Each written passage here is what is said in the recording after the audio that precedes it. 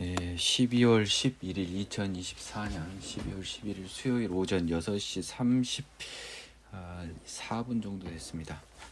오늘은 누가복음 아마 네 번째 시간, 다섯 번째 시간이 될 것 같아요.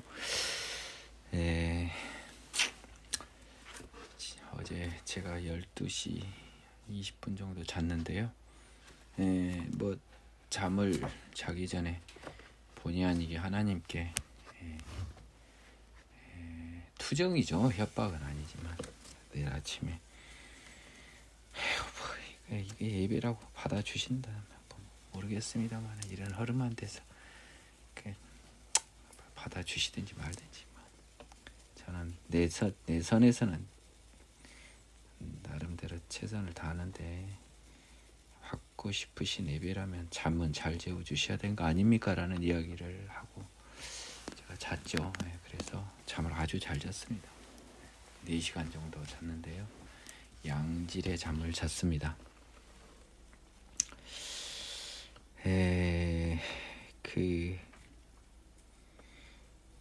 여러분들이 굉장히 저뿐만 아니라 하나님을 믿는다는 게 이게 사실 말이 안 되는 겁니다. 여러분은 그걸 인정할 줄 알아야 돼요. 그게 굉장히 쉬운 거라고 생각하는 건 여러분이 크게 오해하신 겁니다. 여러분들이 복음의 가치와 본질을 그리고 성경을 지 마음대로 그냥 공부 되게 못한 사람들이 지 마음대로 문제 그냥 쉬웠다고 막 쓰고 나간 거예요. 아주 어려운 문제인데 사실은 문제를 자세히 보면 꼭 쉬운 문제는 아닙니다. 다만 하나님으로서는 다 하실 수 있다라고 하는 그 힘과 능력을 우리가 의지해서 가는 길이지요. 여러분들 입으로 그렇게 하는 것 같고는 안 됩니다. 어떻게 보면요, 제가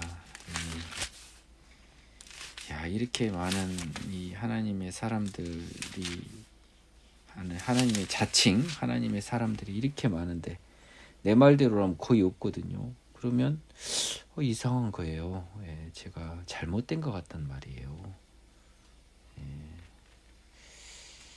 그런 생각을 할 때마다 여지껏 하나님이 틀린 건 아니다라고 이제 내가 또 도끼병이라고 하면 좋은데요. 그 마음을 줬는데 오늘은 찬송가 359장 이 천성을 향해 가는 성도들의 2절 가사입니다. 너 가는 길을 누가 비웃거든 확실한 증거를 보여주라. 성령이 친히 감화하여 주사 그들도 참 길을 찾으리라. 앞으로 천성을 향해 나가세. 천성문만 바라고 나가세. 모든 천사 너희를 영접하러 문 앞에 기다려 서 있네. 우리 인생의 삶이 천성을 향해 가는 성도들이어야만 합니다. 그렇지 않는 여러분이 예수님을 알고 죄를 알고 예수님을 알고 왔던 사람들이 이 마음이 안 들다 비정상이에요. 내가 봤을 땐 비정상입니다. 뭔가 궤도가 이탈된 겁니다. 여러분들이 천국을 향해 가는 그 길이 손에 잡히지 않고 너무 하나님이 멀리 떨어져 있다고 생각할 때는 여러분들이 뭔가 궤도가 잘못된 거예요. 나만의 궤도로 움직이는 거라고요. 그런데 세상의 육의 몸을 갖고 나만의 궤도로 가는 게 당연한데 왜 그걸 탓하십니까 하면 죄인은 그냥 죄인대로 살게 냅둬유라고 하는 거예요. 죄인이 의인이 되는 것이 그렇게 애들 장난치듯이 어디 쉽게 되는 건 아닐 겁니다. 그건 여러분들의 죄의 크기와 죄의 더러운 크기를 알지 못하기 때문에 쉽게 된다고 생각하는 거예요. 한편 죄를 알고 나서는 왜 이렇게 안 될까요? 라고 해서 이제 지치는데요. 그 지치는 상황에서 여러분들이 제일 중요한 건 뭐냐면 지치는 것이 중요한 게 아니에요. 더러운 것이 중요한 거예요. 자꾸 지친다고 하는데 지치는 가장 큰 이유는 뭔지 아세요? 그건 여러분이 더럽다는 인식이 없기 때문입니다. 올 사람은 오고 갈 사람은 가고 나 혼자 달려가도 상관없는 오늘의 누가복음 5번째 강의 들어갑니다. 예수께서 12제자를 불러 모으사 모든 귀신을 제어하며 병을 고치는 능력과 권위를 주시고 하나님의 나라를 전파하며 앓는 자를 고치게 하려고 내보내시며 이르시되 여행을 위하여 아무것도 가지지 말라. 지팡이나 양식이나 돈이나 두보롯을 가지지 말며 어느 집에 들어가서든지 거기서 머물다가 거기서 떠나라. 누구든지 너희를 영접하지 아니하거든 그 성에서 떠날 때 너희 발에서 먼지를 떨어버려 그들에게 증거를 삼으라 하시니 제자들이 나가 각 마을에 두루 다니며 곳곳에 복음을 전하며 병을 고치더라. 좀 생뚱맞은 부분이 있습니다. 예수님께서 12제자를 불러서 귀신을 제어한다. 또 이거를 제가 한번 보겠습니다. 오늘은 약간 영어 성경을 미리 준비를 안 했네요. 누가복음 9장입니다. 9장에서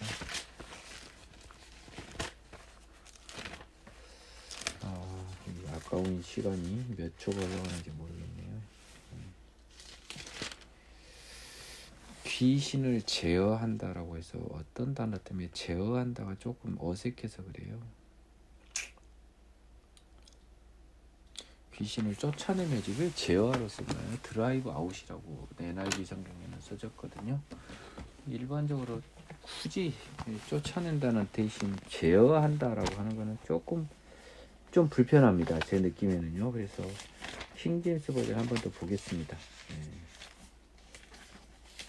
이걸 보면서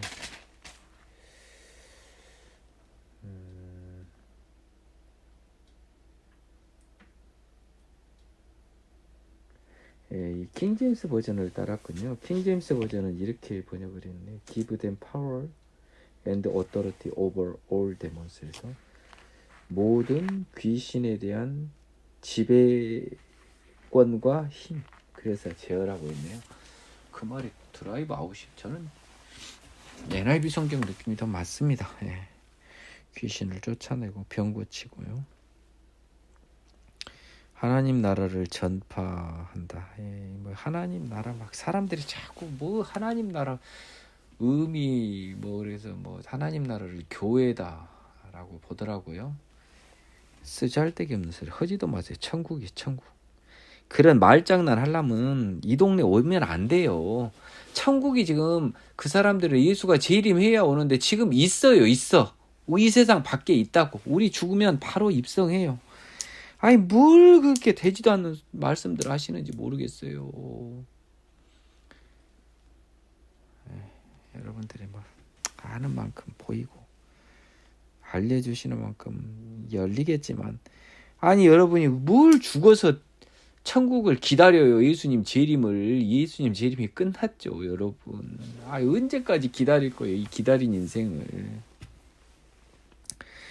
시간의 별을 살고 있는 우리의 안타까운 모습입니다. 앓는 자를 고치고 천국이 있다는 거 알려주는 겁니다. 이게 제일 큰 거 아닙니까? 이제 자 그리고 병을 고치게 하려고 이제 보냈습니다. 권능을 줬겠죠. 권위를 줬잖아요. 여러분 보세요. 예수님이 줬으면 하나님이 준 거 아닙니까? 9절에 이르시되 여행을 위하여 아무것도. 여기 또 재밌습니다. 여러분 이거 조심하십시오. 지금 여행이라고 하는데요. 나도 이거 오늘 좀 약간 이것이 좀 이해가 안 갔거든요. 여행인데 얘들 지금 놀러 갔습니까? 굳이 따지면요. 선교예요. 선교. 그렇죠? 그래서 이 하나님이 무슨 말씀을 하시냐면요. 이 진정한 하나님의 나라를 전하는 여행을 하는 사람들 오늘날 누굽니까? 뭐 선교사만 생각하지 마세요. 목사라고 생각해 보자고요. 그런 사람들한테요. 굉장히 멋있는 말씀을 합니다. 아무것도 챙기지 마. 네 돈 하나도 챙기지 마. 몸만 가서 열심히 공부만 해서 가르쳐. 너희를 영접하지 아니하면 발에 먼지를 따라 증거를 삼으라 해서요. 저주를 선포했지만 이 이면에는 다 먹여 살려준다는 하나님의 약속이 숨어 있습니다. 따라서 목회자의 길을 가면서 두 버릇을 생각하고 갈 사람들은요. 갈 필요가 없는 거예요, 여러분. 여러분 하나님의 자녀가 아니에요. 그냥 가세요. 다 주신다는 말씀입니다. 아, 근데 정말 이게 안 됐다. 자기가 예를 들면 어떤 교회에서 정말 너무너무 심해서 내 진짜 입에 풀칠도 못하고 저 죽게 됐습니다. 말도 안 듣고요. 복음을 따라서 행동도 안 하고요. 그러면 그냥 나오랍니다. 아이고 하나님 저 이곳은 못하겠습니다. 마음속에 먼지를 떨어버리고 나오래요. 그러면 자 5절 다음에는 아무 말도 없어요. 아닙니다. 6절로 시작된 게 아니고요. 증거를 삼으라고 딴 데 가면은 너를 영접할 곳을 만들어 준다는 것이 써져 있어요. 그렇기 때문에 여러분이 조심하시기 바랍니다. 이것은 오늘날에 굉장히 적용되는 부분입니다. 굉장히 조심하셔야 될 부분이에요. 7절 헤롯이 듣고 심히 당황하다를 보겠습니다. 분봉왕 헤롯이 이 모든 일을 듣고 심히 당황한 이는 어떤 사람은 요한이 죽은 자 가운데서 살아났다고도 하며 어떤 사람은 엘리야가 나타났다고도 하며 어떤 사람은 옛 선지자 한 사람이 다시 살아났다고도 함이라. 헤롯이 이르되 요한은 내가 목을 베었거늘 이제 이런 일이 들리니 이 사람이 누군가며 그를 보고자 하더라. 이 분봉왕 헤롯이 놀란 것은 예수님이 제자들을 통해서 사역을 진행해서 곳곳에 성과가 났습니다. 그래서 이런 것을 다 들은 거예요. 앞절의 상황을. 그래서 어떤 사람은 근데 또 마태복음에서는 헤롯 자신이 이건 엘리야가 아니 요한이 죽은 자 가운데 산 거 아니야라고 의심한 사람은 자신이었는데요. 어떤 사람은 이래서 주변 사람들 중에 어떤 사람이 이 생각을 했다는 것 같아요.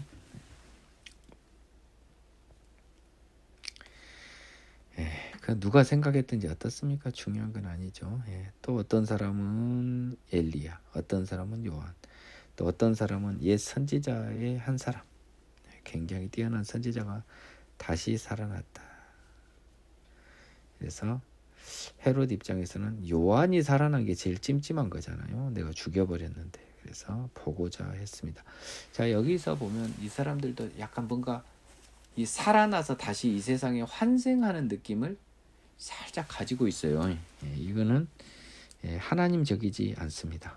그래서 약간 미신적인 느낌의 불교의 영향이 약간 이 당시에 미치는 게 아닌가 하는 생각도 들고, 또 하나는 당시 유대인이 관념했던 부활의 개념이 말만 하나님 나라지요. 천국과 관련되지 않는 어떻게 보면 이 세상에서의 부활이라고 이 사람들이 착각했을 여지가 있습니다. 이게 해석에 단초를 주네요.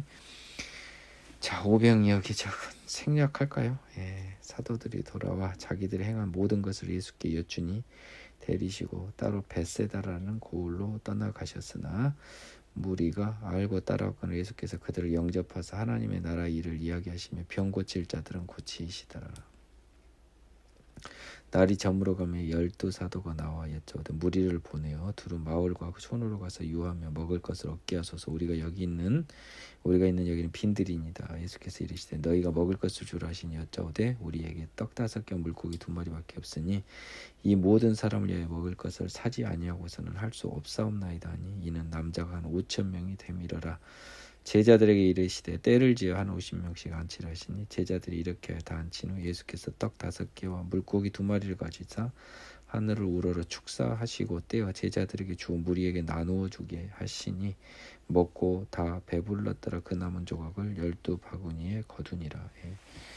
기존에 2번에 걸쳐서 했기 때문에요. 이 오병이어의 기적이요 거의 유일하다시피 할 정도로 사복음서에서 동일한 내용이 기재되어 있습니다. 동일하게요. 거의 동일해요. 거의 차이가 없습니다. 앞서 본 그 베단이 그저 예수 몸에 향유를 뿌린 것은요, 이 누가복음을 완전히 다르게 써져 있어요. 요한복음은 마리아라고 합니다. 또 그리고 그 마태인가요? 마가에도 나왔는지 모르지만 거기서는 또 베다니 나병 환자 시몬의 집이라고 그러고요. 그런데 이 오병이어만큼은 모두 언급해 있고 또 모두 내용이 전적으로 동일합니다. 그러면 여러분 한번 생각을 해보세요.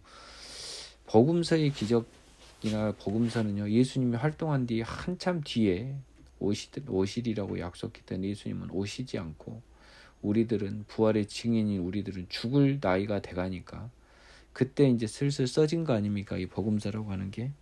그때 이 복음서 기자들이 하나같이 언급하였고 하나같이 정확히 기억하고 있는 것이 이 오병이어의 기적입니다. 예수님의 십자가 죽으심하고요. 근데 십자가 죽으심은 너무 당연하게 다 똑같이 정확히 써져 있어요. 근데 기적 중에 오병이어 기적이 왜 이리도 동일하게 정확히 써져 있을까? 잘 생각해 보세요. 예수님이 하신 기적 중에 가장 큰 기적이었던 거예요. 사람들이 관심이 가진 세상 사람들은. 예? 죽은 사람 살리고 귀신 나가고 병든 자 고친 거 관심 없어요. 돈, 예, 먹을 것, 재물. 요 사람이야말로 진정한 기적의 메시아가 아니냐라고 하는 가장 큰 기적을 아주 어이없게도 오병이어의 기적으로 사람들이 기억을 했다는 겁니다. 예수께서 따로 기도하실 때 제자들이 주와 함께 있더니 물어 이르시되 무리가 너를 누구라고 하느냐. 또 따로 기도하실 때 그래서 예수님이 주로 하나님과 따로 소통하고 기도한 적은 굉장히 많은 것 같아요. 예수님은 누차 말씀드리지만 말씀을 배우실 필요가 없잖아요. 기도밖에 하실 게 없는 분입니다. 대답하여 이르되 세례 요한이라고 더러는 엘리야라 더러는 선지자 중에 한 사람이 살아났다나이다. 이건 전적으로 아까 헤롯의 이야기를 지금 반복하는 겁니다. 소문을 전해주는 거예요. 예수께서 이르시되 너희는 나를 누구라 하느냐. 이게 또 이제 의미가 심장한 거 아닙니까? 사람들은 이렇게 무리가 나를 누구라 하느냐라고 했습니다. 그렇죠? 네. 제가 조금 공부를 위해서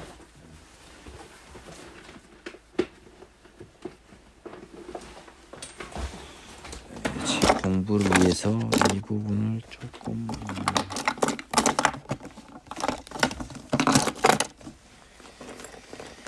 형광펜으로 좀 칠하기 위해서요. 제 노트에 잠깐 시간을 주시기 바랍니다. 왜냐하면 대주관계가 있잖아요. 무리가 나를 누구라느냐. 너희는 다르다는 겁니다. 여러분은 항상 내가 여러분 진짜 강조 많이 했는데요. 성경책은 아무나 상대로 하는 게 아닙니다. 항상 너희를 상대로 즉 예수님의 제자가 되려 하거나 죄를 떠나 예수님을 따르고 싶어 하거나 다시 태어난 이런 무리, 이런 사람을 대상으로 하는 겁니다. 세상 사람들한테 한 말이 아니에요. 그랬을 때 너희 모두 이럴 때 여러분들이 그 세상 사람 아무나 되는 게 아니에요. 제발 좀 정신 차리세요. 다 틀렸다는 거 아닙니까? 그런데 너희는 누구라냐? 이렇게 베드로가 대답을 이르되 하나님의 그리스도시니라 하니 경고하사 이 말을 아무 일에 이르지 말라 하시고. 자, 여기서요 다른 복음서에서는 이 말을 하는 것은 네가 아니고 네 안에 있는 성령님이라는 예수님의 말씀이 나옵니다. 그러면 즉 너희는 성령의 힘으로 나를 정확히 아는데 무리는 나를 모른다는 거죠. 그러면 무리와 너희의 차이는 뭐다? 성령의 유무다라는 것이 나중에 확인이 됩니다. 조심하세요. 베드로가 하나님의 그리스도다. 성부 하나님이 인간에게 주신 메시아시다. 이 말이 아닙니까? 해설판이 경고하사 이 말을 아무에게도 이르지 말라 명하셨습니다. 그리고 인자가 많은 고난을 받고 장로들과 대제사장들과 서기관들에게 버림받아 죽임을 당하고 제3일에 살아나야 하리라 하시고. 이러다 베드로한테 멱살 잡혀버려요. 다른 복음서에는. 또 무리에게 이르시되 아무든지 나를 따라오려거든 자기를 부인하고 날마다 제 십자가를 지고 나를 따를 것이니라. 자, 23절부터 24절 25절 여기까지가 굉장히 중요합니다. 자, 24절 읽겠습니다. 누구든지 제 목숨을 구원하고자 하면 잃을 것이요 누구든지 나를 위하여 제 목숨을 잃으면 구원하리라. 사람이 만일 온천을 얻고도 자기를 잃든지 뺏기든지 하면 무엇이 유익하리요. 여기서 번역이 잘못돼 가지고 여러분들을 굉장히 헷갈리게 하는데 9장 24절에 자기 목숨을 구원하려 하다라고 하는 것을 한번 보겠습니다. 24절입니다. For whoever wants to save their life lose their life for me will save it. save라는 단어를 썼네요. 좋습니다. 구원하다고 합시다. 여기서는 이제 첫 번째 제 목숨을 구원하고자 하면 구원은요, 여러분이 약간 이것을 제가 뭐 예수님하고 직통으로 받은 건 아니잖아요. 근데 나는 이것을 좀 다르게 봐요. 뭐냐, 이 육신의 목숨 아닙니까? 이 육신의 목숨을 구원하고자 하는, 이렇게 해석을 해보십시오. 버리고자 하지 아니하면으로 한번 볼래요? 그러니까 구원하고자라고 하는 것은요. 왜냐하면 지금 하나님은 여기 봐보세요. 23절에 나를 따라오려거든 자기를 부인하고 날마다 십자가를 지고 나를 따르라. 너를 죽여라고 그랬잖아요. 근데 요 명령을 안 따른 겁니다. 제 목숨을 구원하고자 하면은 뭐예요? 23절의 명령을 안 따른 거예요. 그러면 잃는답니다. 뭘 잃어요? 영원한 생명을 잃죠. 자기 육적 생명을 포기하지 않으면 영원한 생명을 잃습니다. 또 누구든지 나를 위해 제 목숨, 육적 생명을 잃으면 영원한 생명을 얻는 거예요.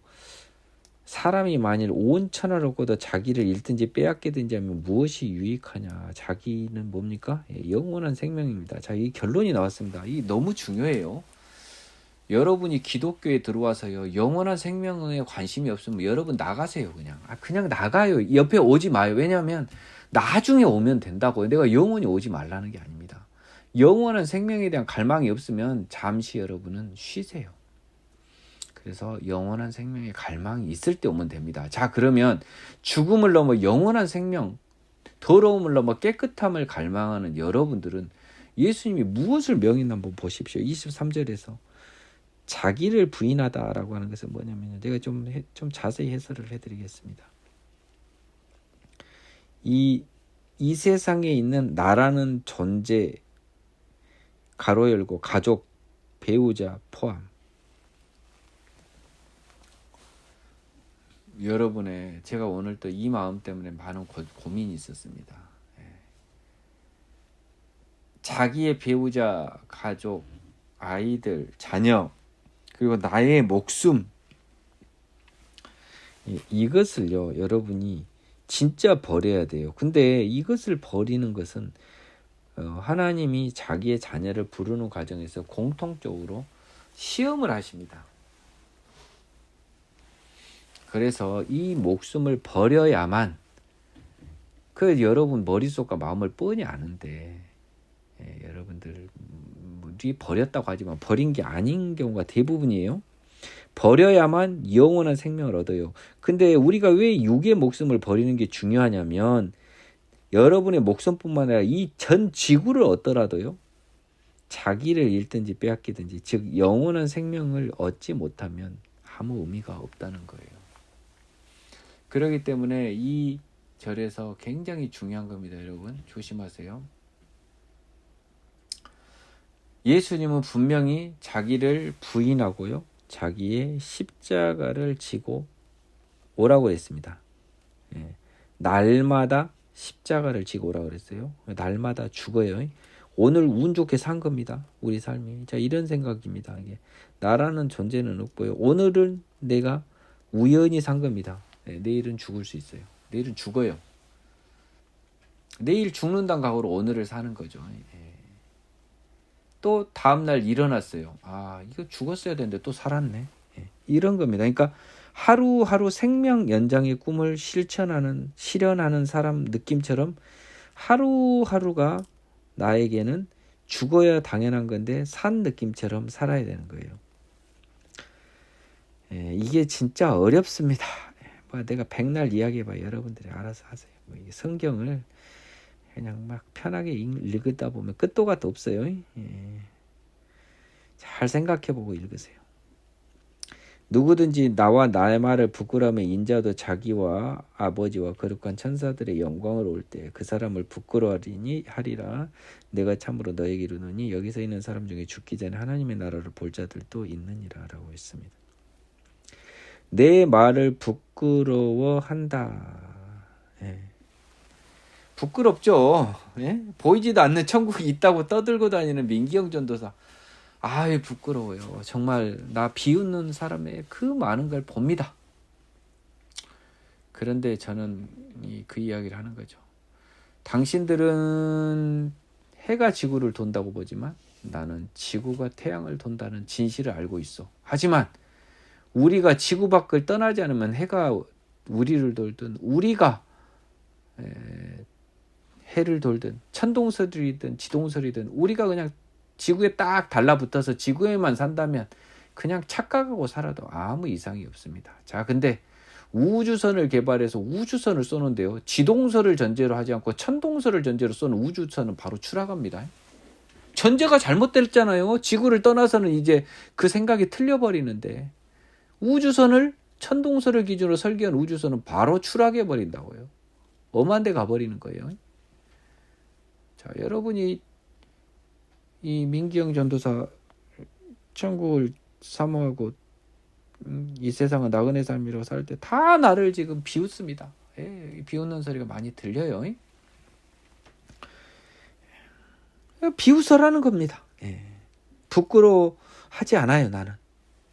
그 사람들은 결국 이 지구라는 공간을 벗어나서 우주선 쏘면 전부 추락할 사람들인데 나는 그 사람들이 걱정돼요.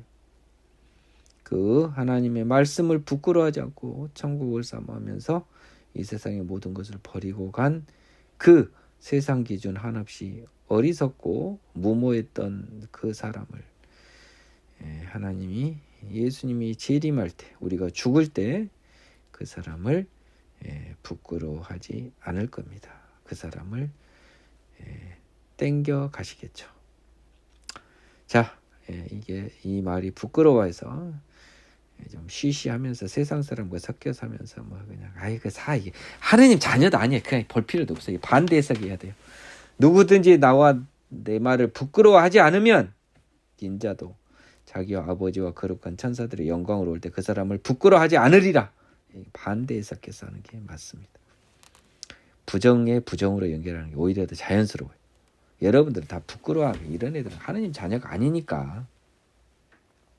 부끄러워한 사람은 하나님 자녀가 아니라고 쓰고 있잖아요. 그렇죠? 여기 있는 사람 중에 죽기 전에 하나님 나라 볼 자들이 있습니다. 내가 이야기해 줄까요? 꿈에서 다 보여주고요. 환상으로 다 보여주고요. 심지어 이 세상을 떠나기 전에 하나님 나라 다 보고 갑니다. 하늘문이 열린다고 그러죠. 자, 28절은 변화선 사건입니다. 여러 번 하는데요. 이 말씀을 하시는 8일, 이전에는 6일이라고도 하는데 이렇게 들쭉날쭉해요. 큰 차이 없이 8일쯤 돼요. 예수께서 베드로와 요한과 야고보를 데리고 기도하러 사시러 산에 올라가서 기도하실 때 용모가 변화되고 그 옷이 휘어져 광채가 나더라. 문득 두 사람이 예수와 함께 말하니 이는 모세와 엘리야라. 영광 중에 나타나서 장차 예수께서 예루살렘에서 별세하실 것을 말할세. 이게 세 제자와 함께 산에 올라갔는데요. 이제 이 산에서 용모가 변화되고라고 했는데요. 이게 느낌에는 이 예수님이 기도하시면서 환상을 본 겁니다. 잘 보십시오. 근데 이 환상의 세계를 제자들까지도 봐버리는 희한한 케이스가 열린 게 이 변화산 사건입니다. 이 예수님은 시공간을 환상을 통해서 초월해서 지금 모세와 엘리야를 보고 있어요. 근데 예수님한테만 허락되어야 할 그 환상이 야고보, 베드로, 요한한테도 허락이 된 예외적인 순간이 있습니다. 이 순간이 마태복음의 백부장과 경비병들의 그 환상도 이런 관념이죠. 그렇죠? 하나님이 허락한 환상을 우리 인간이 보는 겁니다. 원래는 지금 예수님은 환상을 수시로 봤다는 것이 됩니다. 그렇죠? 우리는 환상을 거의 경험할 수가 없어요. 근데 예수님은 수시로 현실과 환상을 들락날락 하셨던 거예요. 근데 하느님은 예수님은 자기 얼굴을 보실 수 있을까요, 없을까요? 뭐 거울도 없던 그 시절에요. 변변한 겨울도 없던 그 시절에 예수님이 예수님 얼굴을 보실 수는 없죠. 근데 제자들이 봤을 때 그분의 얼굴이 완전히 변한 겁니다. 자기가 아는 예수님이 아니에요. 이것이요, 여러분들 굉장히 조심하십시오. 맨날 뭐 우리 저 하나님의 나팔 소리 할 때 막 뭐 휴거될 때 호련히 변화되리라, 요겁니다. 요거. 예? 요 모습을 말하고 있는 거예요. 우리 지상의 인간의 예수의 모습과 완전히 다른 모습으로 지금 바뀐 겁니다. 저 환상의 세계에. 하늘나라로 모세와 엘리야를 만날 때는요, 옷도 휘어져서요, 흰데 그냥 아무리 하이타이 몇 박스를 갖다 뿌려도 저보다는 안 깨끗하겠더라 하면서 써진 기재가 있죠. 자, 이렇게 하나님 나라의 특징은요, 밝고 깨끗함입니다. 그래서 이 하나님 나라에 있는 이 환상이 보여져 버린 겁니다. 이 세 사람한테. 심지어 소리까지 들립니다. 이제 예수와 말하는데 모세와 엘리야가 나중에 예수님이 돌아가실 것, 십자가 사역을 이야기한 것까지 들었습니다. 여러분이 방금 제가 말한 걸 잘 생각해 보실 수 있어야 돼요. 기도하실 때 용모가 변화되고, 여기서 나팔 불 때 호련히 변화된 그 느낌이 여기에 이미 써져 있는 겁니다. 제가 이걸 경험해 봤다고요. 이전에 제가 말씀해드렸고 꿈에서 경험을 해봤다 그랬지 않습니까? 그래서 저는 이게 실감이 납니다. 여러분들이 이걸 읽으면 뭔 의미가 있겠냐는 거예요. 내가 안타까워 죽겠어요. 영광 중에 나타나서, 자, 이렇게 이야기했고요. 베드로와 및 함께 있는 자들이 깊이 졸다 온전히 깨어 나 예수의 영광과 및 함께 선 두 사람을 보더니, 자, 얘들은 이제 완전히 정신이 나갔습니다. 이제 환상을 봐버린 거예요. 환상을 봐도 성령이 없으면 정신 못 차리는 겁니다. 그래서 그렇죠? 환상만으로는 안 돼요. 성령 받고 환상을 받아야지 환상만 받아갖고는 안 된다고요. 두 사람이 떠날 때라고 했습니다. 떠날 때에 베드로가 예수께 여짜되 주여 우리가 여기 있는 것이 좋사오니 우리가 초막셋을 짓되 하나는 주를 위하여 하나는 모세를 위하여 하나는 엘리야를 위하여 하사이다 하되 자기가 하는 말을 자기도 알지 못하더라. 이게 뭐 다른 책에서는 뭐 그 두려워서 무슨 말을 하는지도 몰랐다, 이게 강조됐는데요. 저는 베드로의 적어도 이 말은 이 집을 짓겠다는 말이거든요. 초막을 짓는다는 것은, 저는 적어도 이 베드로의 이 말은요, 이 사람들이 떠나는 걸 막으려고 했던 거예요. 응? 지가 이분들하고 같이 살고 싶어서 욕심에 집을 지으면 못 가실 거 아닙니까? 그분들이. 그래서 세 분 다 집 한 채씩 마련해 드릴 테니까 가지 말고 같이 살아요. 그런데 뭐 헛소리를 하는데 뭐 욕심은 있었고, 그 정신없는 와중에 베드로의 욕심을 여러분이 약간 차려봐야 됩니다. 찾아봐야 돼요. 뭔 말을 하는지도 모르는데 욕심은 이 말할 쯤에 구름이 와서 그들을 확 덮어버려서 환상은 사라집니다. 구름 속으로 들어갈 때 그들이 무서워하더니 구름 속에서 소리가 나서 이르되 환상이 아직은 계속됩니다. 그랬더니 이제 소리가 납니다. 이제 이는 나의 아들고 택함을 받은 자니 whom I have chosen, 내가 선택한 자니 너희는 그의 말을 들으라. 여러분 한번 잘 보십시오. 이것도 그냥 우습게 넘어갈 게 아닙니다. 여러분들이 지금 하나님이 택한 자녀라고 하는 겁니까? 지금 이는 나의 아들고 택함을 받은 자니 너희는 그의 말을 들으라. 여러분들도 예수님하고 똑같단 소리예요. 나의 아들고 택함을 받은 자다. 그러니까 여러분들이 이 큰 복음의 세계를 모르는 거예요. 지금 예수하고 똑같단 소리 아닙니까? 좀 심하게 표현하면 그렇게 써져 있어요. 복음서. 너희는 그의 말을 들으라. 그렇기 때문에 사실은 여러분들이 이 택함을 받은 하나님의 자녀들은요, 다른 사람한테 하나님의 아들의 말을 전하는 거예요. 듣든지 말든지 그는 하나님 기준에 정해진 자녀들만한테 허락된 특권이겠죠. 소리가 그치면 오직 예수만 보이더라. 제자들이 잠잠하여 그 본 것을 무엇이든지 그때는 아무에게도 이르지 아니했습니다. 근데 나중에 이야기했나 봅니다. 결국 환상이 36절에서 끝났습니다. 이 변화산 사건이요, 바로 성경 전체를 통틀어서 대놓고 환상이라는 말을 쓰지 않고 환상에 대해서 쓴 거예요. 그러니까 여러분들이 이것을 변화산이다라고 번역한 때부터 이미 게임이 끝난 겁니다. 이것이 환상의 산입니다. 이튿날 여러분들 이거 관념할 수 없어요. 환상을 경험하지 않으면 안타까워요. 뭐 잘난 체 하지 말라고 이제 여기저기서 내 귀에 막 들리는데요. 뭐 그 소리 해도 상관없어요. 하나님의 사람으로 다시 태어나면 하나님 다 보여줘요. 환상을 안 보고 어떻게 천국을 믿어요? 답답한 사람들 같은 소리 하고 있어요. 환상을 안 보고 어떻게 여러분이 시간과 공간을 초월한 걸 알아요? 꿈하고 다른 생생한 환상을 경험하지 않고서야 어떻게 여러분이 눈에 보이지 않는 세계가 있다는 걸 여러분이 믿어요?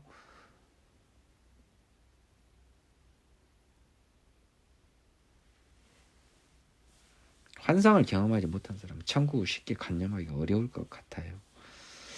이튿날 산에서 내려오니 큰 무리가 맞을세. 무리 중에 한 사람이 소리 지르되 선생님 청컨대 내 아들을 돌보아 주옵소서. 이는 내 외아들이니이다. 귀신이 그를 잡아 갑자기 부르짖게 하고 경련을 일으켜 거품을 흘리게 하며 몹시 상하게 하고 겨우 떠나가나이다. 지금 변화산에서 내려왔을 때 사건 다 기억하시죠? 당신의 제자들 내쫓아주기를 구하였으나 그들이 능히 못하더이다. 예수께서 대답하여 이르시되 믿음이 없고 패역한 세대여, 내가 얼마나 너희와 함께 있으며 너희에게 참으리요. 네 아들을 이리로 데려오라 하시니 올 때 귀신이 그를 거꾸로 뜨리고 심한 경련을 일으키게 하는지라. 예수께서 더러운 귀신을 꾸짖으시고 아이를 낳게 하사 그 아버지에게 도로 주시니 사람들이 다 하나님의 위엄에 놀라니라. 이게 잘못 해석하면요, 지금 제자들, 즉 베드로와 요한, 야고보를 제한 나머지 제자였을 겁니다. 그들이 이 귀신을 쫓아내지 못했습니다. 그래서 예수님의 46절의 말을 믿음이 없고 패역한 세대여, 내가 너희와 함께 있으며 너희에게 참으리오라고 했었는데요. 이것들은 그 느낌에는요,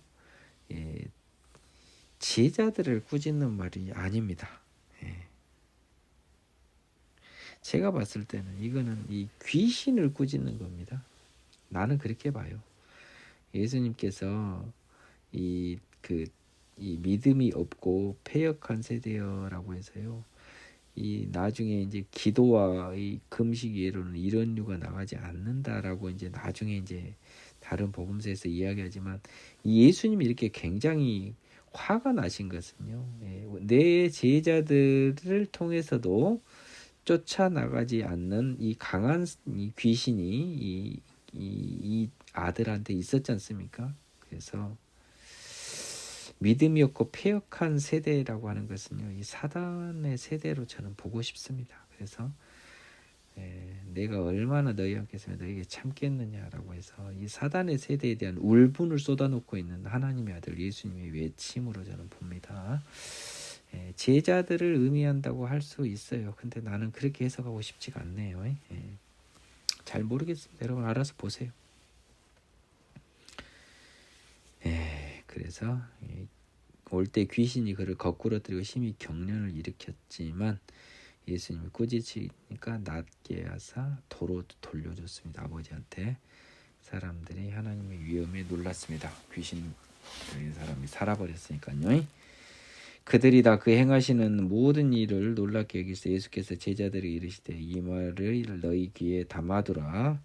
인자가 장차 사람들의 손에 넘겨지리라 하시되 그들이 이 말씀을 알지 못하니는 그들로 깨닫지 못하게 숨긴 바 되었습니다. 또 그들은 이 말씀을 묻기도 두려워하더라. 분위기에 또 팍 초를 치는 말씀을 하시는 거죠. 본인이 십자가 사역을 이야기하니까 하나님의 시간에서는 얘들이 십자가가 십자가의 십자도 모르는 거죠. 또 아니 자꾸 재수 없는 소리는 원래 잘 안 물어보잖아요, 우리. 예, 괜히 찜찜하고 듣기도 싫은 말 왜 물어봐요. 제자 중에 누가 크냐는 변론이 일어난 예수께서 그 마음에 변론하신 것을 아시고 어린아이 하나를 데려다가 자기 곁에 세우시고 그들에게 이르시되 누구든지 내 이름으로 이런 어린아이를 영접하면 곧 나를 영접하며 또 누구든지 나를 영접하면 곧 나를 보내신 이를 영접함이라. 너희 모든 사람 중에 가장 작은 자 그가 큰 자니라. 뭐 어린아이는 낮은, 이게 제가 다 이야기했습니다. 낮은, 가장 낮은 천한 신분의 대명사다.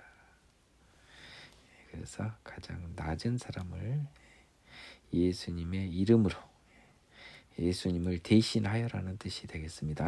내 이름으로가 여기서는, 그러니까 예수님의 이름으로도요, 그때 여러분들이 상황 파악을 잘해야 됩니다. 그래서 나를 대신해서, 누구든지 나를 대신하여 이런 아이를 영접하면, 나를 영접한 거죠. 왜냐하면 왜 나를 대신해서 한 거니까요. 나를 대신해서 한 거니까. 또 나를 영접하면, 자 그러면 어린아이를 영접하면 예수님을 영접한 거라고 했습니다. 가장 낮은 사람을, 가장 비천한 사람을 영접하다라고 하는 것은 모시다, 받들어 모시다, 잘 대접해 주다 이런 의미니까요. 가장 낮은 사람을 받들어 모시면 예수님, 하느님을 받들어 모신 꼴이 됐습니다. 근데 봅시다. 근데 또 나를 영접하면, 예수님을 받들어 모시면 나를 보내시니 성부 하나님을 영접합니다. 그러니까 자 봅시다. 가장 낮은 어린아이를 영접하다 보니까 하느님을 영접했습니다. 결과가 뭡니까? 그래서 너희 모든 중에 가장 작은 자 그가 큰 자다. 뭡니까? 어린아이, 세상에 가장 비천한 어린아이를 영접하면 그보다 더 낮은 사람 아닙니까? 그 가장 작은 사람 아닙니까? 낮고 작은 사람, 가장 작은 그 사람, 어린아이를 영접했던 가장 낮은 신분의 사람마저 영접했던 그 사람, 가장 작고 낮은 그 사람이 결국은 하나님을 영접하는 가장 큰 자가 된다. 역설적인 표현입니다. 요한이 여짜오되 주여, 어떤 사람이 주의 이름으로 귀신을 내쫓는 것을 우리가 보고 우리와 함께 따르지 아니하므로 금하였나이다. 예수께서 이르시되 금하지 말라. 너희를 반대하지 않은 자는 너희를 위하는 자니라 하시니. 어떻게 이 시대에 하나님께서 교회가 여러 종류로 존재할 수도 있는데 서로 배척하지 말아라. 너희를 반대하지 않는 자, 너희를 위하는 자다.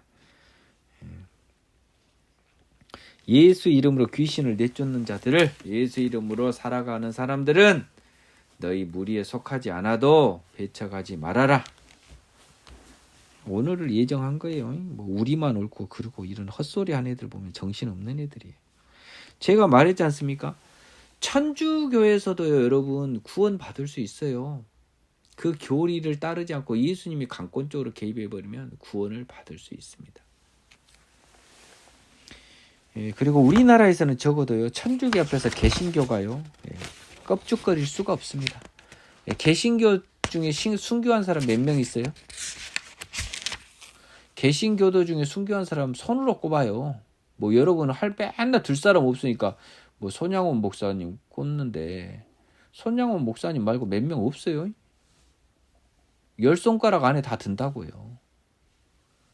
천주교는요, 수천 수만 명이 박해로 목숨을 잃었어요.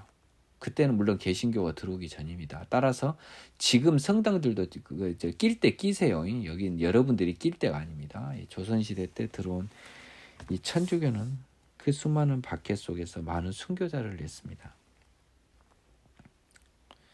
지금 이제 너무 많이 변질이 됐어요. 천주교는. 천주교는요, 광주 농고나 애니메이션 고등학교를 진학한 다음에 서울대 의대를 목표로 한 사람처럼 조금은 안타까운 측면이 있습니다. 확률적으로 떨어질 수가 있어요. 개신교 있어도요 똑같아요. 목사가 뭐 모르는데 뭐 어쩌자는 거예요. 성경에 답이 있는 겁니다. 그래서 너희를 반대하지 않는 자는요, 성경을 믿는 자는 너희를 위하는 자다. 이렇게 보면 되겠습니다. 예수께서 승천하실 기약이 차심에 차감 예루살렘에 올라가기로 굳게 결심하시고 사자들을 앞서 보내심에 그들이 가서 예수를 위하여 준비하려고 사마리아인의 한 마을에 들어갔습니다. 예수께서 예루살렘을 향하여 가시기 때문에 그들이 받아들이지 아니하는지라. 제자 야고보와 요한이 이를 보고 이르시되 주여 우리가 불을 명하여 하늘로부터 내려 저들을 멸하라기를 원하시나이까. 예수께서 돌아보시며 꾸짖으시고 다 함께 다른 마을로 가시니라. 여러분 이것은 굉장히 조심해야 됩니다. 순간적으로 예루살렘을 간요. 근데 메시아가 그곳에서 돌아가셔야 되니까요. 근데 그 사자들을 보내서요. 이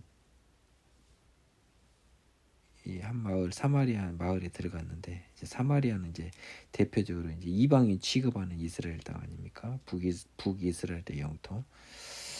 그래서 이게 재밌습니다. 예루살렘을 향하여 가시기 때문에 그들이 받아들이지 아니한지라라고. 이게 굉장히 상징적인 표현 같아요.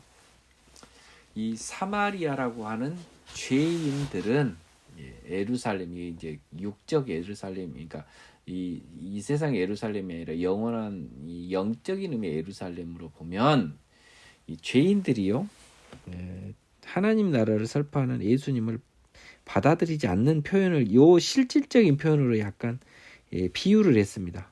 예루살렘을 향해 가시기 때문에 사마리아 사람들이 받아들이지 않는 것처럼 하나님의 십자가 사역을 행하는 예수를 이스라엘이 받아들이지 않는 것을 이렇게 살짝 비유를 한 거라고요. 그래서 제자 야고보와 요한 형제들이요, 아주 여기서 또 한성질합니다. 불을 명하여 이래서 우레의 아들들이란 별명이 붙는 보아너긴가, 하늘로부터 내려 저들을 멸하라 합니까? 자, 예수님 안 믿는데 다 죽여버릴까요? 돌아보시며 꾸짖고 다른 말을 갔습니다. 그래서 여러분 이제 여기 이제 이게 굉장히 많은 게 생략이 됐습니다. 이제 킹 제임스 버전에 보면요, 54절에서 불을 명하여 하늘로부터 내려 저들을 멸하라 하기를 원하시나이까? 다음에 뭐가 생략됐을까? 여러분 추측해 보세요. 구약 때 이런 비슷한 상황이 있었습니다. 뭡니까? Just as Elia did. 엘리야가 했던 것처럼 불을 내려서 저 아합의 저긴 바알과 아세라 선지자들 다 죽여버렸지 않습니까? 불로. 그래서 이제 그 느낌으로 예수님을 받아들이지 않는 사마리아인들. 사실은 예수님 말씀은 뭡니까? 지금 마음으로는 이게 십자가 사역을 받아들이지 못한 이 유대인들을 말하고 있습니다. 그들을 죽여버릴까요? 아니다. 꾸짖으시고 뭐가 또 생략되어 있냐? 예수께서 이르시되 너희는 너희가 어떤 영적 상태에 있는지를 알지 못하는도다. 인자가 많은 사람을 구원하기 위해 이 세상에 온 것이지 그들을 멸하러 온 것은 아니다 라는 내용이 들어가 있습니다. 이 50 꾸짖으시고 다음에 함께 다른 마을로 가시니라 사이에 예수께서 돌아보시며 꾸짖으시고 인자는 이르시되 너희는 너희가 어떤 영적 상태에 있는지 못 아는다. 너희는 니도 모른다는 거야. 분위기 파괴라. 너도 같이 불로 멸해질 녀석인데 뭐 네가 잘났다고 쟤들은 불로 멸하냐. 다만 내가 이 세상에 온 것은 이렇게 멸하러 온 게 아니고 구원하기 위해서 왔으니까 일단 놔둬라. 이 죄인들을 구원하기 위해서 왔다는 겁니다. 인자의 몸으로는요. 하지만 결국은 하늘나라에 올라가서는 심판자로 다시 오실 것 아닙니까? 그래서 여러분들은 죽기 전까지는 반드시 죄의 몸을 벗어나야 돼요. 나를 따르라. 길 가실 때 어떤 사람이 여짜오되 어디로 가시든지 나는 따르리다. 예수께서 이르시되 여우도 굴이 있고 공중에 새도 집이 있으되 인자는 머리 둘 곳이 없다 하시고 또 다른 사람에게 나를 따르라 하시니 그가 이르되 나로 먼저 가서 내 아버지를 장사하게 하라카옵소서. 이르시되 죽은 자들로 자기의 죽은 자들을 장사하게 하고 너는 가서 하나님의 나라를 전파하라 하시고 또 다른 사람에게 이르되 주여 내가 주를 따르겠나이다마는 나로 먼저 내 가족을 작별하게 하소서. 예수께서 이르시되 손에 쟁기를 잡고 뒤를 돌아보는 자는 하나님의 나라에 합당하지 아니하니라 하시니라. 이 나를 따르라라고 하는 표현이 누가는 좀 깐깐한 친구니까요. 한번 볼까요? 지금 이 너희를 누가 크냐? 너희를 위하는 사람 사마리아 말에 예수를 받아들이지 않다 한 다음에 이제 그 길을 갔습니다. 길 가실 때 뭐 도대체 어느 길인지는 잘 모르겠습니다. 마치 뭐 예루살렘 가는 길이었던 것처럼 보이는데 정확히 모르겠어요. 어떤 사람은요 예수님이 어디 가든지 따르겠대요. 이 베드로가 저기 했던 말처럼요. 예수께서 뭐라 그러냐면 여우도 굴 있고 공중새도 집이 있다는 거예요. 인자는 머리 둘 곳이 없다. 집이 없다는 소리 아닙니까? 나는 집도 절도 없다. 오지 마라. 너가 따라와도 같이 있을 곳이 없다. 거절. 또 다른 사람에게 나를 따르라 하시니 그가 이르되 나로 먼저 가서 내 아버지를 장사하게 허락하옵소서. 내가 얘기했잖아요. 세상에서 제일 큰 일 부모상을. 그것은 세상에서는 아무리 커도 죽은 자들, 즉 나로부터 선택받지 못한 자들, 앞에 본 그 어디로 가시든지 나는 따르리다 뭐 이런 자들을 자기의 죽은 자, 그 아버지죠. 자기의 죽은 자라고 하는 겁니다. 그러면 뭐라고 하는 겁니까? 이 무서운 말이 또 보이네요. 그 예수님이 나를 따르라고 했던 그 제자는 내 아버지 장사라고 했는데 이 사람한테는 그 아버지가요 자기 아버지가 아니라는 겁니다. 너가 아닌 다른 선택받지 못한 네 형제로 하여금 그들의 죽은 자를 장사하게 하고 너는 그의 아들이 아닌 나의 아들 아니 하나님의 아들인 너는 가서 하나님 나라를 전파해라. 육적인 세상으로부터 분별되고 분리되라. 무섭고 잔인한 말입니다. 인간적으로는요. 또 다른 사람이 이르되 주여 내가 주를 따르겠다. 근데 작별한다. 이것도 중요한 일 아닙니까? 영원히 떠나는 거 아닙니까? 그렇잖아요. 내가 주를 따르면 이제 영원히 작별하고 여러분이 오늘 또 이게 보이네요. 작별한다라고 하는 겁니다. 그러니까 뭐냐면 개념은 뭐예요? 예수님을 따르려면 가족들하고는 작별을 하는 겁니다. 자, 이거 조심하십시오. 갔다 다시 올 건데 작별합니까? 영원히 떠나는 겁니다. 영원히요. 이전에 육의 몸에 가졌던 가족들의 관념에서 영원히 저 사람들은 다 하나님의 것이고 내 것이 아니다라는 이 작별을 하게 하소서라고 했습니다. 그래서 저는 61절과 62절이 서로 이제 대꾸를 이룬 줄 알았는데 부연 설명을 하는 겁니다. 이제 오늘 보니까 이거 하나 건졌네. 오늘 예수께서 이르시되 손에 쟁기를 잡고 뒤를 돌아보는 자는 하나님의 나라에 합당하지 아니한다 이 말입니다. 그래서 이 손에 쟁기를 잡고는 하나님의 나라에 그 일을 한다는 표현 아닙니까? 쟁기를 잡고 뒤는 세상입니다. 세상. 하나님의 나라에서 일을 하면서요 세상을 보는 사람은 하나님 나라에 합당하지 않아요. 그러니까 가족을 다 작별한 다음에 와야 된다. 작별하게 하소서라고 하는 게요. 이것이 이 꾸짖는 형태로 62절이 온 게 아니에요. 61절과 62절의 관계는요. 61절의 부연 설명입니다. 61절 부연 설명. 따라서 작별하게 하소서라고 하는 것은 뭐예요? 작별해야 한다. 작별해야 한다라는 거예요. 예수님 기준으로는. 왜냐하면 손에 쟁기 잡고 하나님 일을 하면서 세상을 보면 안 되니까 세상 가져가고는 작별을 해야 된다는 겁니다. 무서운 말이에요. 오늘 이거 하나 건졌습니다. 포기할 때쯤 하나 주셨네요. 저는 옛날에 이렇게 봤거든요. 그래서 일단 작별 인사하게 오셔서 그래서 이제 그 예수님이 네 마음을 꾸짖는 걸로 봤습니다. 인사하는 건 좋은데 네가 나를 따른다면서 뒤를 돌아보면 안 된다라는 이런 의미로 봤는데 이 제자가요 나의 가족을 작별하게 하소서라고 하는 것은 하나님한테 그냥 어떻게 보면 구하는 것일 수도 있습니다. 근데 가장 큰 거는 뭐냐면 예수님은 이 마음을 기대하고 있는 거예요. 나를 따를 사람은 먼저 가족하고 작별을 해라. 왜냐하면 손에 쟁기를 잡고 하나님 나라에 돌아보는 자 하나님 나라에 합당하지 않다. 이거 뭐 오늘 왜 이렇게 시간이 많이 가버리지 죽겠네. 일단 10장까지 하겠습니다.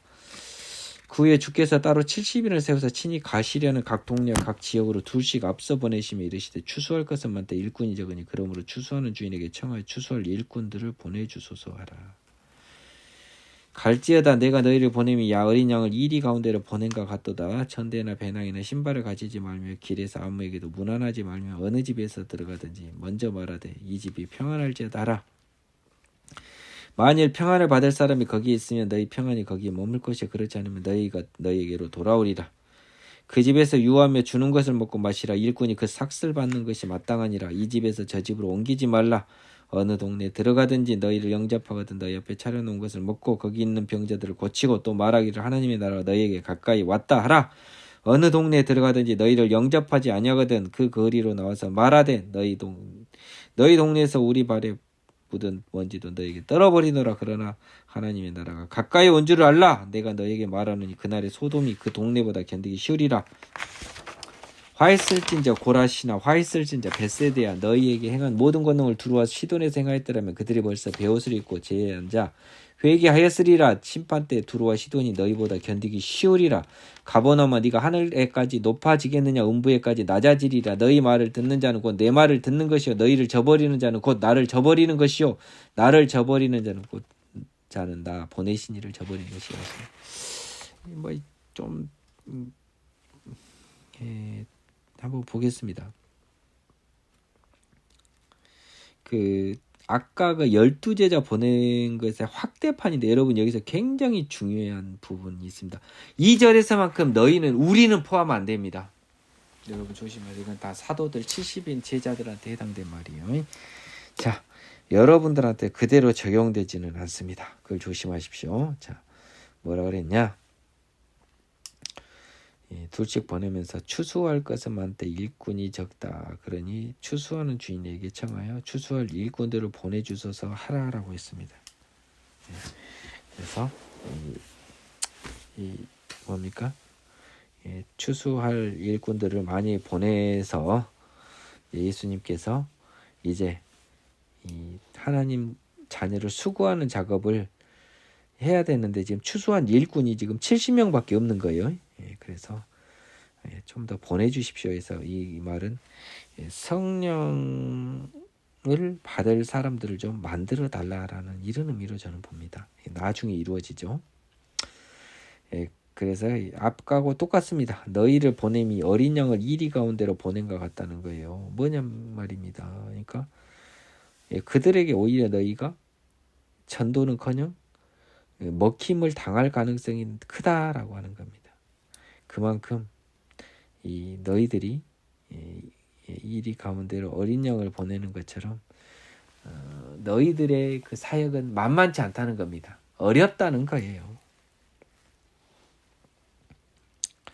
하나님이 함께 해주면 죽도 밥도 안 돼요. 아무것도 안 돼요.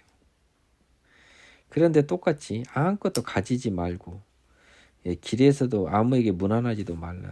쓰잘데기 없이 뻘짓 하지 말고 세상 일 아닙니까? 문안하고 인사하고 하는 거. 돈 신경 쓰지 말고 사람 신경 쓰지 말고 세상 신경 쓰지 말고 어느 집에서 가든지 평안할지어다. 샬롬이 인사인데 여기서는 의미가 좀 다릅니다. 이건 진짜 인사가 아니에요. 평안할지어다 하면 예수님이 주신 복음의 평안, 하나님의 능력의 평안을 빌어주는 겁니다. 이게 바로 복음을 전하는 겁니다. 집에 가서. 그런데 이 평안을 받을 사람이 거기 있으면 그냥 단순한 인사였으면 상관이 없는데 여기서는 진짜 평안을 빌었단 말이에요. 하나님의 권능으로요. 근데 만일 평안을 받을 사람이 거기에 있으면 너희 평안이 그에게 머물러요. 그래서 너희가 누린 그 평안이 그 사람에게 있겠지만 그렇지 않으면 너희에게 되돌아와. 즉 하나님의 자녀될 자격이 있는 사람과 없는 사람이 구분이 되는 겁니다.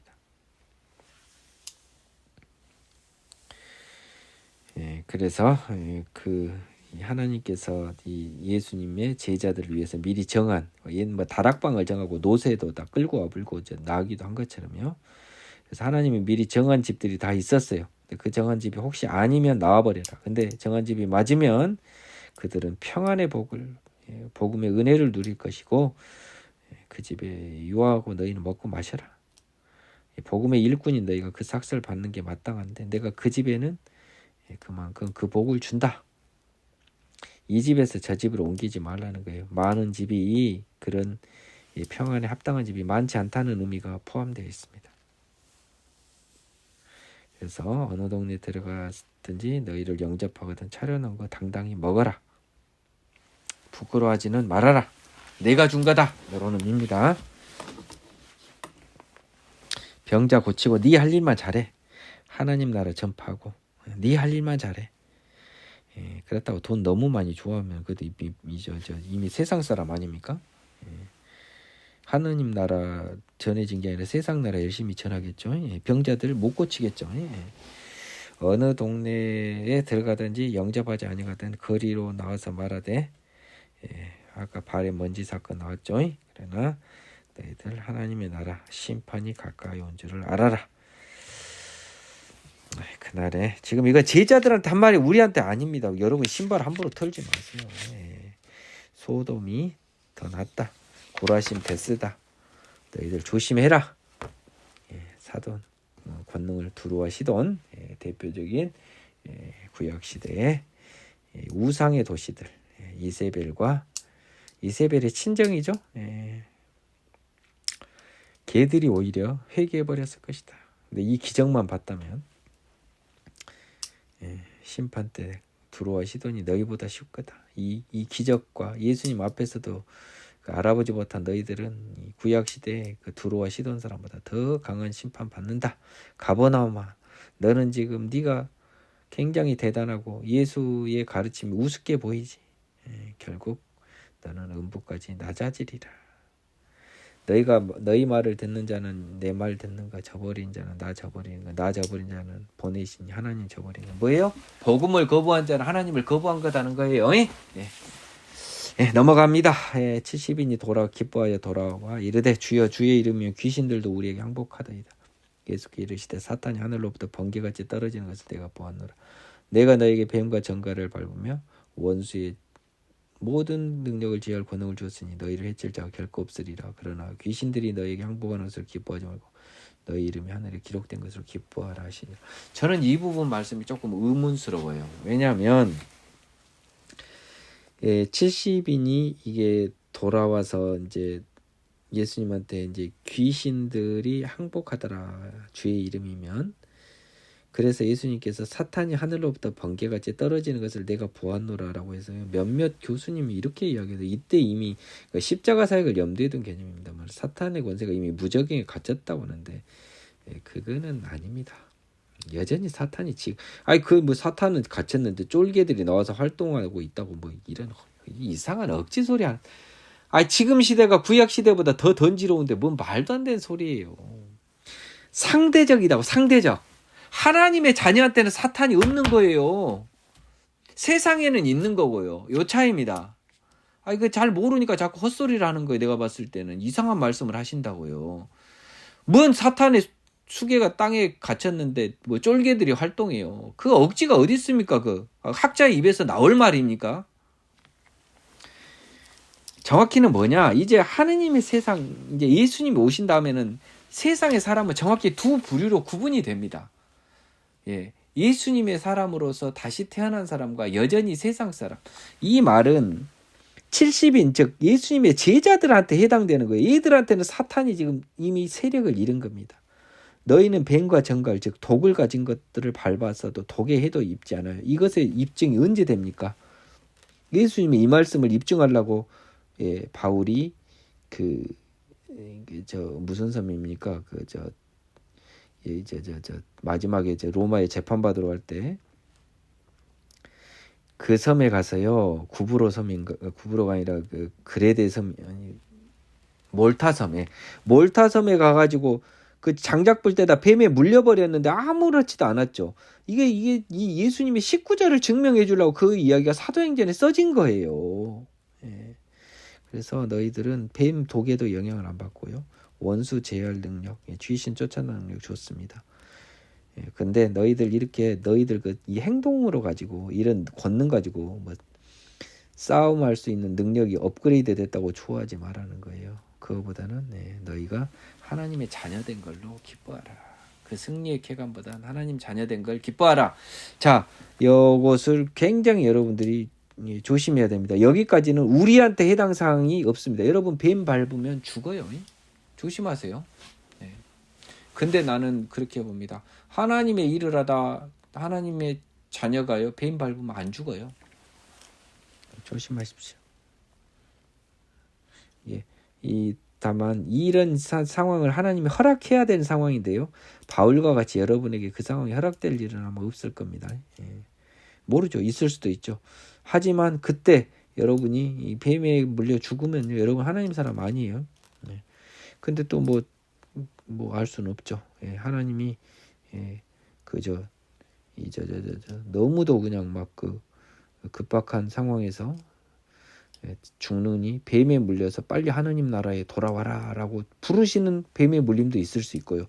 이건 뭐 하나님의 주권입니다. 다만 이거는 뭐냐, 제자들한테 한 말, 제자들 우리한테 해당 사항 없어요. 관심 끄라고요. 제가 이야기했습니다. 늦죠. 그때 예수께서 성령으로 기뻐하시며 이르시되 천지주제이신 아버지, 이것을 지혜롭고 슬기있는 자들에게 숨기시고 어린아이들에게는 나타내시면 감사합니다. 옳소이다. 이렇게 된 것이 아버지의 뜻이니이다.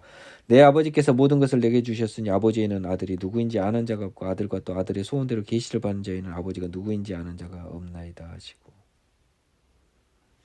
제자들을 돌아보시며 조용히 이르시되 너희가 보는 것을 보는 눈은 복이 있도다. 내가 너희에게 말하느니 많은 선지자 임금이 너희가 보는 바를 보고자 했을 때 보지 못했으며 너희가 듣고자 하는 바를 듣고자 했을 때 듣지 못하느니. 너무 중요합니다. 여기도 굉장히 중요한 부분이에요. 예수님이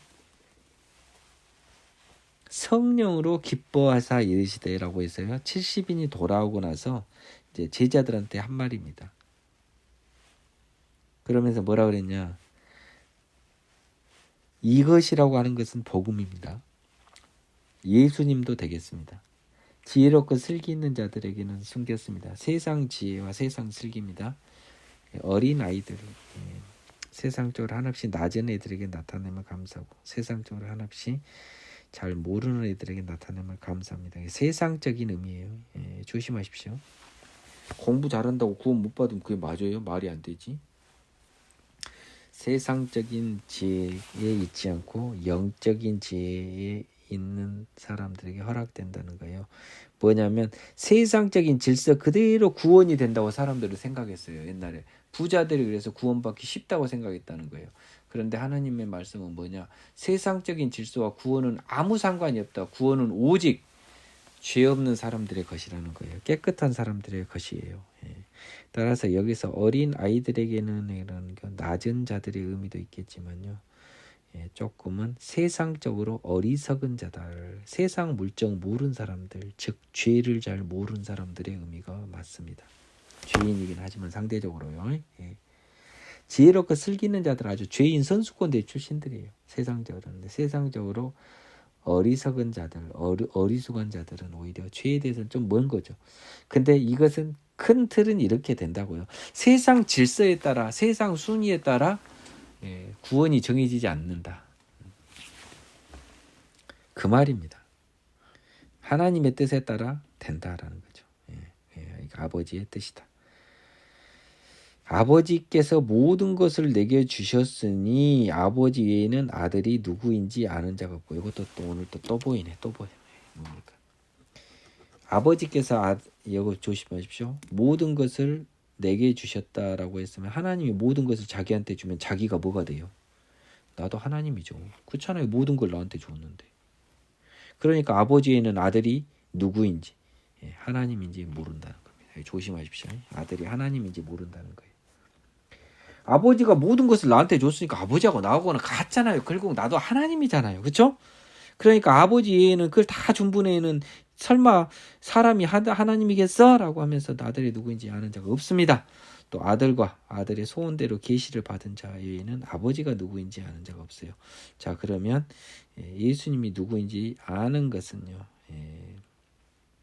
원래는 당시 기준입니다. 지금 아버지 외에는 지금 십자가 지기 전이니까요, 아버지에는 내가 누군지 아무것도 몰라요. 내 제자도 몰라요. 또 아들과 아들의 소원대로 계시를 받은 자에는 아버지가 누구인지 아는 자가 없다라고 했습니다. 그래서 여기서 아들의 소원대로 계시를 받는 자라고 하는 것이 바로 성령 받는 자를 말해요. 그래서 이 형태는 내 느낌에 원래는 아버지가 누구인지 알자가 없다라고 하는 게 오히려 더 나는 느낌상 정확할 것 같아요.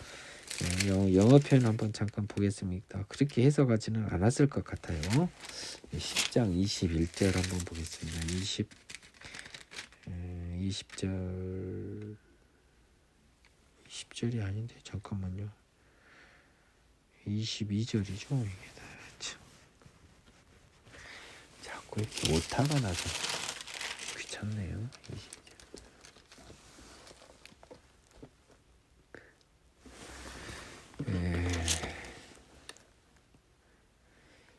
22절 Who the Father is except the Son and those to whom choose to know. 현재형을 썼네요. 아버지가 누구신지 알다 knows도 현재를 썼습니다. 그래서 알지 못한다 현재로 썼어요. 아는 자가 없다. 근데 이 계시를 받는 자, choose to reveal him, 계시해 주기로 선택한 사람이라는 거니까요. 그래서 그러면 제 말의 의미는 뭐 여러분이 판단하시고, 이 번역을 조금 제가 이 번역이 조금 어색하네요. 이 영어 표현상요. 제가 이 영어를 한번 보면요. No one knows who the Father is except the Son and those to whom the Son choose to reveal him 이라고 해서요. 이 아들과 그리고 아들이 하나님을 계시하시기로 선택한 사람들을 제외하고는 아버지가 누군지 알지 못한다. 아들과 또 아들의 소원대로라고 하면은 조금 아들의 선택대로라고 하는 느낌입니다. 소원대로라고 번역은 그렇게 틀린 번역은 아닌데 아들의 선택에 따라라는 의미입니다. 아들의 선택에 따라. 소원대로는 아들의 선택에 따라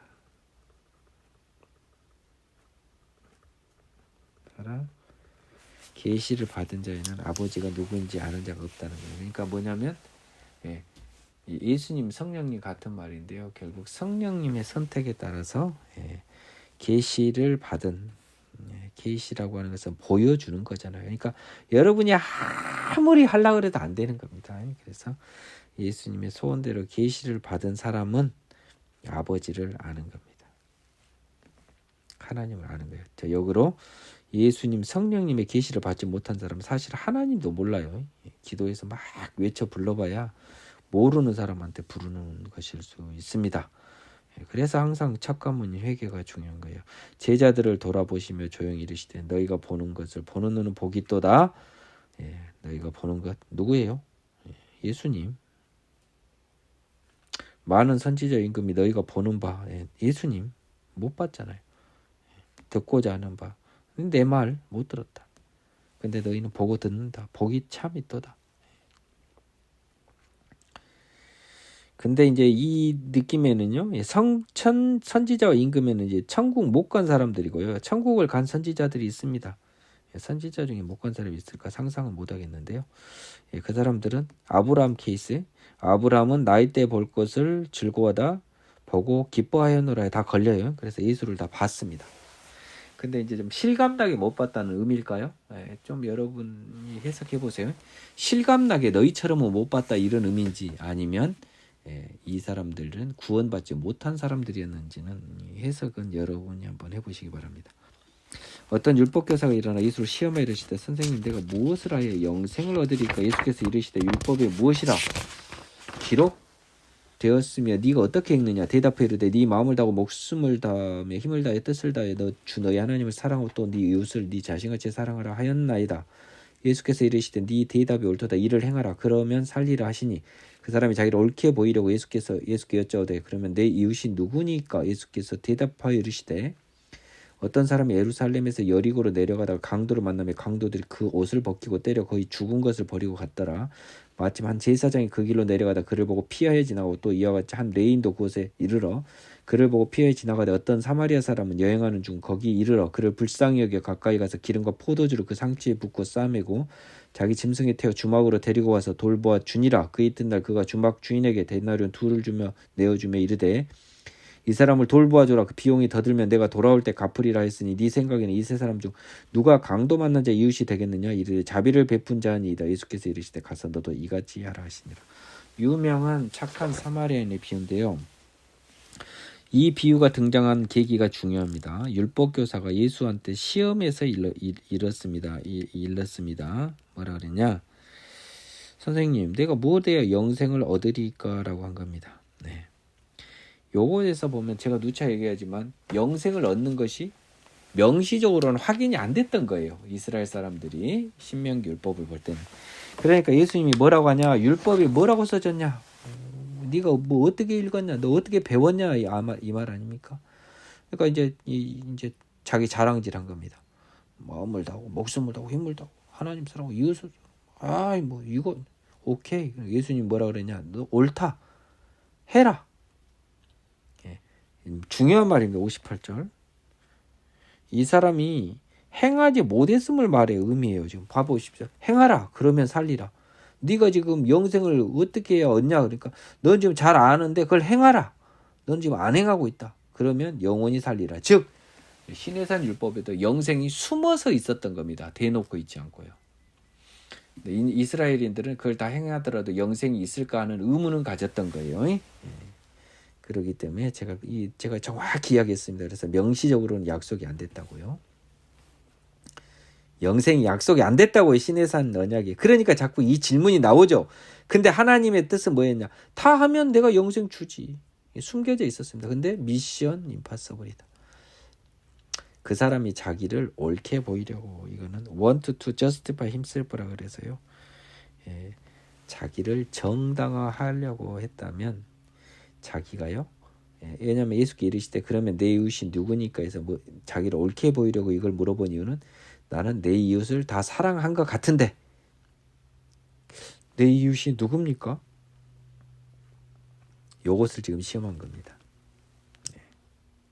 내 이웃 기껏 해봐야 어느 정도나 될까요? 라고 이제 물어본 겁니다. 하나님은 보이는데 이웃이 안 보이잖아요. 그렇죠? 이웃을 사랑하라는데 뭐 나를 제외 모든 사람이면 될 텐데 왜 그걸 물어봤을까요? 내 이웃이 누구니까? 너 빼고 다지 이 녀석아 라고 할 텐데 예수님의 답변이 굉장히 재미가 있습니다.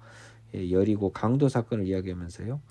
제사장 레인이라고 하는 당대의 가장 율법에 충실할 걸로 추정된 사람들은 다 안 지키고 이웃 남을 버리고 갔습니다. 그렇죠? 근데 사마리아 사람은 이전에 봤지만 아주 죄인 쓰레기 취급한 사마리아 사람이 이렇게 사람을 치료해주고 뭐 아마 돈 더 들면 어쩌고 저쩌고 뭐 이거 돈도 없을 것 같은데 사마리아 사람이 어떻게 이랬을까요? 사마리아 사람은 뭐 예수를 예표하니 뭐 이런 헛소리들 하는데 전혀 말도 안 되는 소리예요. 지금 예수님이 든 비유라고요. 자, 그러면 3명 중에 누가 네 이웃이냐라고 물어본 겁니다. 나는 이 친구가 정확하게 이 예수님의 뜻을 난 정확히 이해 못한 걸로 봐요. 네 생각에는 이 세 사람 중 누가 강도 만난 자의 이웃이 되겠느냐라고 해서요. 이웃이냐라고 먼저 물어봤겠죠. 그러면 3명 다 이웃은 맞죠. 그렇지 않습니까? 근데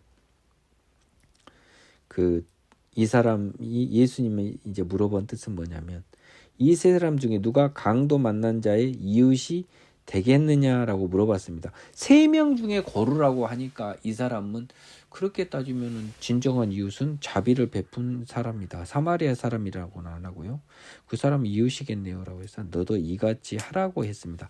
그러면 여기서 구조를 잘 보라고. 3명 다 이웃이지 뭔 이웃이 아니에요. 근데 이웃을 사랑하지 않은 2사람과 이웃을 사랑한 한 사마리아인이 나왔습니다. 그러면 네 생각에는 이 3사람 중에 누가 강도 만난 자의 이웃이 되겠느냐라고 했기 때문에 결국 뭐예요?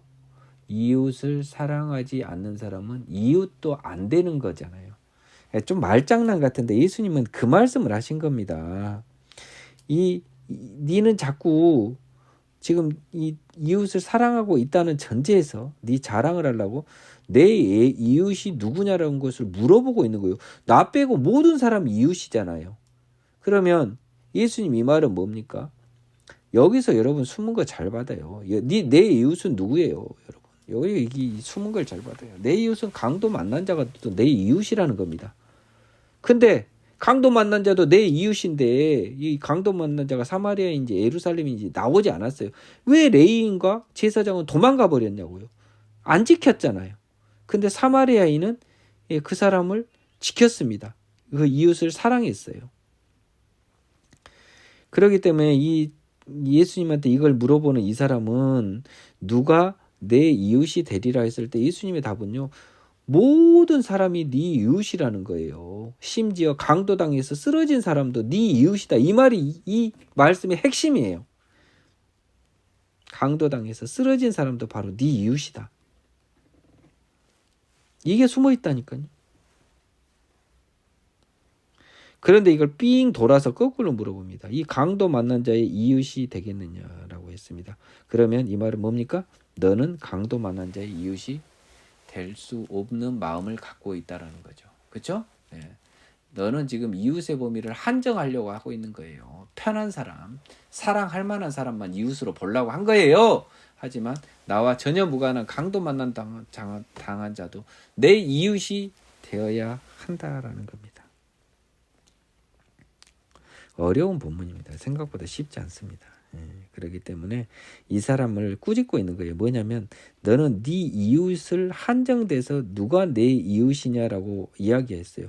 그래서 너같이 생각한 레위인과 제사장은 강도 당한 자는 나하고 전혀 상관없는 길이니까 피해서 가도 된다고 생각하고 가버린 겁니다. 내 이웃을 물어보지 말라라는 거죠. 나를 제외한 모든 사람이 내 이웃이다라는 겁니다. 그 말입니다. 본질이. 따라서 이것을 실천하기가 쉽겠습니까? 너는 영생을 못 얻는다라는 게 진짜 답이죠. 그렇죠? 너는 영생을 못 얻을 자격이 없다. 자비를 베푼 사마리아인이다. 너도 이같이 하라. 뭐 못했다는 거 아닙니까? 그러니까 이같이 하라.